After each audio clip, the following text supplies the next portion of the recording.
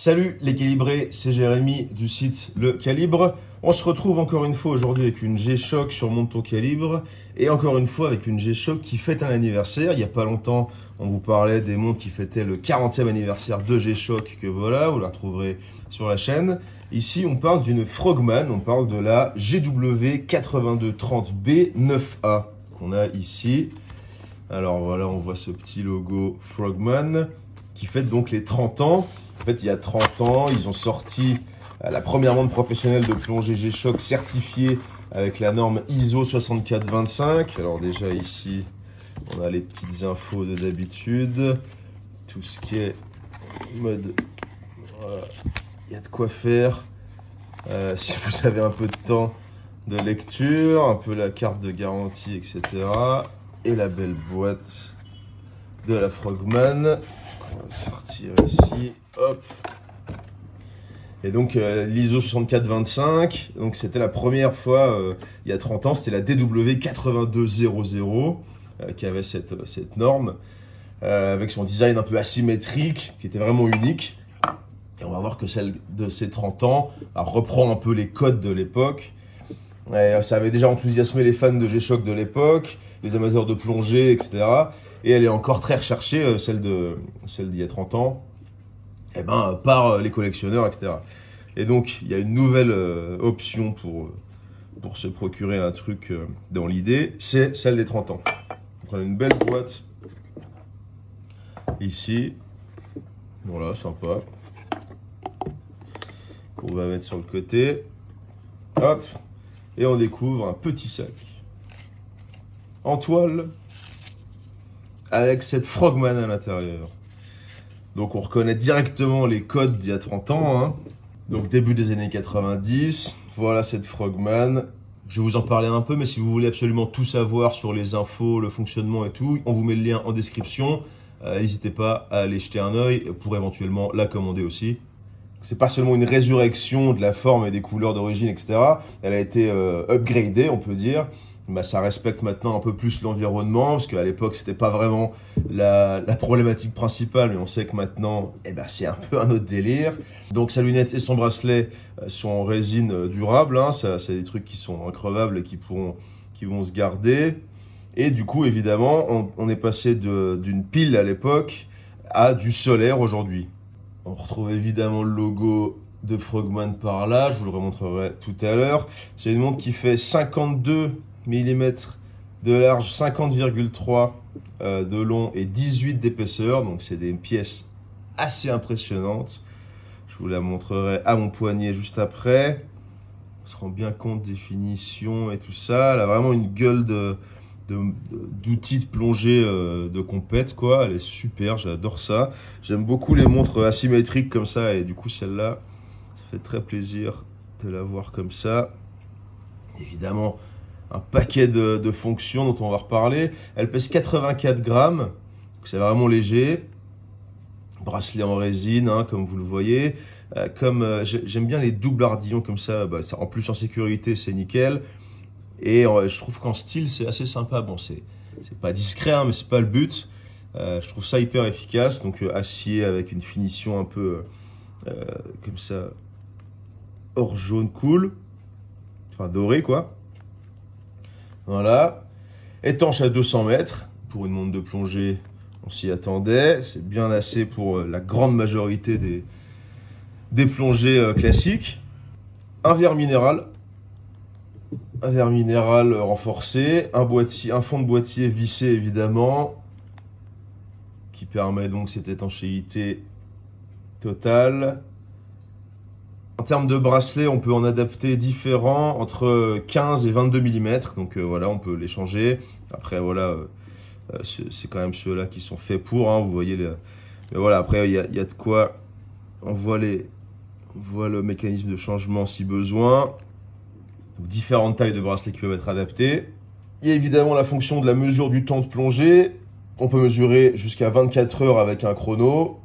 Elle peut aussi enregistrer des infos. Donc elle peut enregistrer par exemple la date et l'heure de début de plongée, ce genre de truc, le temps de plongée et tout ça. Donc il y a un peu de mémoire à l'intérieur. C'est pratique. Donc c'est vraiment un outil fait pour les pros, hein, c'est clair. Il y a l'heure mondiale avec 31 fuseaux horaires différents. Il y a 48 villes différentes dans lesquelles on peut se placer voilà, pour savoir l'heure qu'il est dans la ville en particulier. Il y a évidemment l'activation et la désactivation de l'heure d'été, ce genre de choses. Il y a les données lunaires, donc il y a l'âge de la Lune à une date spécifique, ce genre de truc. Ça permet pour les plongées, mais par exemple c'est important avec les marées, ce genre de truc. Hyper important. Il y a le graphique, on peut avoir le graphique de la phase de Lune d'ailleurs on le voit au-dessus là. C'est très important pour les marées et ce genre de choses. Donc c'est le graphique des marées qui est lié aux lunes, qui est intégré dans la montre. On peut avoir le niveau de marée à une date et une heure précise en particulier. Donc c'est vraiment, donc ça peut être pour les plongeurs, mais ça peut aussi être pour les surfeurs, pour les body surfeurs et ce genre de choses. Ça peut être aussi pour les pêcheurs. Enfin voilà, c'est vraiment tout ce qui est autour du monde marin, clairement. Je vais vous la passer au poignet gentiment, histoire d'avoir l'air d'un plongeur pro, alors que le seul plongée que j'ai fait, c'était de l'apnée avec Pierre Frola. On va aller voir la vidéo sur la chaîne Le Calibre si vous voulez jeter un œil. Voilà, donc cette pièce imposante, mais qui a une super gueule. J'adore ces montres vraiment outils comme ça, qui sont vraiment... ça donne envie d'aller sur le terrain tout de suite, ça donne envie de plonger et d'aller la mettre dans son élément. Très sympa. Il y a donc un chronographe, évidemment, à 1/100 de seconde. On peut mesurer le temps écoulé, les temps intermédiaires, ce genre de trucs. Il y a un compte à rebours, évidemment, classique du G-Shock. Ceux qui connaissent G-Shock ont l'habitude d'entendre ce genre d'infos. Il y a 5 alarmes quotidiennes, une alarme de rappel. On peut choisir d'avoir la sonnerie chaque heure aussi ou non. Rétroéclairage LED. Tac, voilà, donc ça éclaire la totalité de ce beau cadran. On voit derrière le logo Frogman en fait qui s'éclaire en fond. Pas facile à vous montrer ici, j'essaie. Voilà, logo Frogman qui est en fond, qui affecte pas du tout la lecture, mais qui rajoute un détail sympa. On peut choisir si l'éclairage dure une seconde et demie ou 3 secondes. Encore une fois, c'est des trucs classiques sur les G-Shock, mais je le rappelle pour ceux qui sont un peu moins familiers de la marque. Il y a un calendrier automatique complet qui va jusqu'à 2099. Donc vous avez la date exacte pendant quelques années. On peut évidemment activer ou désactiver les sons des boutons. Là, on les entend bien. Donc on a le stopwatch ici, le timer ici, donc le compte à rebours, UTC, les heures dans d'autres fuseaux horaires. Voilà, les tides, donc la marée, etc. World time. Voilà, il y a un peu... Voilà, vous aurez compris. UTC, donc on est sur l'heure. Là, ça nous montre 2 fuseaux horaires en même temps. Il y a un mode économie d'énergie, donc ça éteint l'écran si on laisse la montre dans l'obscurité pendant un certain temps. On voit là, vous voyez le petit cadran ici presque vers 11 h là. Le sous-cadran, il indique les secondes qui passent. Je sais pas si vous vous rendez bien compte. Voilà. Il y a un indicateur d'autonomie de batterie, évidemment, hyper important quand on est en plongée. Bon, normalement, les plongeurs plongent avec et un ordinateur de plongée et une montre en plus pour laisser la sécurité. Et du coup, les montres, c'est très important qu'elles aient l'indicateur de marche pour savoir, pour pas se retrouver sous l'eau sans savoir depuis quand on est parti, etc. Une fois que la batterie est entièrement rechargée grâce au solaire, on peut l'utiliser dans des fonctions classiques pendant 14 mois sans avoir besoin de la remettre sous une lumière importante pour la charger. Et si elle est laissée quelque part, donc si elle est rangée dans l'obscurité, il y a 36 mois de réserve de marche. Donc pendant 36 mois, donc pendant 3 ans, vous pouvez la laisser dans un placard et elle restera à l'heure. Vous pouvez la ressortir, tac, elle revient à l'heure directement. Assez impressionnant. Elle a une précision de plus ou moins 15 secondes par mois. C'est du classique pour le quartz de chez nos amis de G-Shock. Donc c'est évidemment ultra précis, très important dans la plongée et dans les différentes activités pour lesquelles cette montre est faite. Le format 12h-24h évidemment, indication de l'heure standard, voilà, tout ça c'est assez classique. En termes de rendu, moi je trouve ça hyper cool d'avoir c'est un peu de espèce d'aspect néo-vintage parce qu'on a vraiment les codes exacts de la montre d'il y a 30 ans, tout début 90. Son prix de vente est de 599 €, donc ça reste pour la technicité, pour l'aspect historique, etc. Ça reste à un prix raisonnable. Bon, c'est clair que c'est du G-Shock haut de gamme, hein. On voit que ça nous indique qu'une partie de la montre est en titane ici, une partie du boîtier donc est en titane. Donc vraiment les matériaux, que ce soit la résine utilisée, le titane ou autre, c'est fait pour être un outil haut de gamme de chez G-Shock, quoi. Pour ça que le prix 600 €. Bon, c'est à peu près la moitié, c'est moins de la moitié que de celle-là, donc on n'est pas sur le très haut de gamme de G-Shock, mais on est sur vraiment, ouais, le haut du panier, quoi. Je trouve cette gueule vintage adaptée à aujourd'hui extrêmement réussie.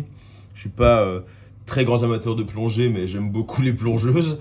C'est peut-être que c'est un signe. Il faudrait que je m'y mette quand même à aller plonger un peu, à aller découvrir un peu les différentes barrières de corail avant que ce soit plus possible.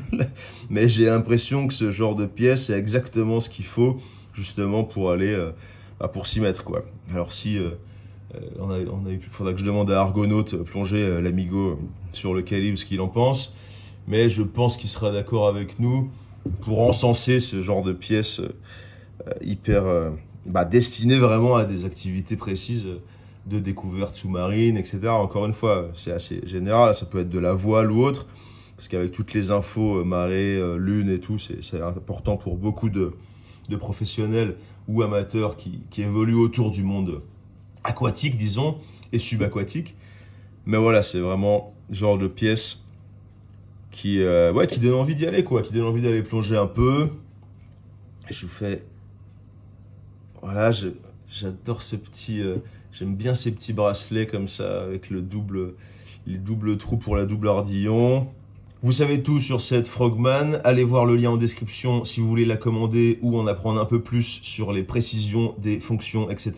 Il y a plein d'autres G-Shock qu'on vous présente sur Monte ton calibre. On vous montre aussi un paquet d'autres marques. Donc n'hésitez pas à aller voir les autres vidéos de la chaîne. Dites-nous ce que vous pensez de cette nouvelle Frogman qui fête les 30 ans donc de la Frogman. Et puis à bientôt les calibrés. Allez, ciao.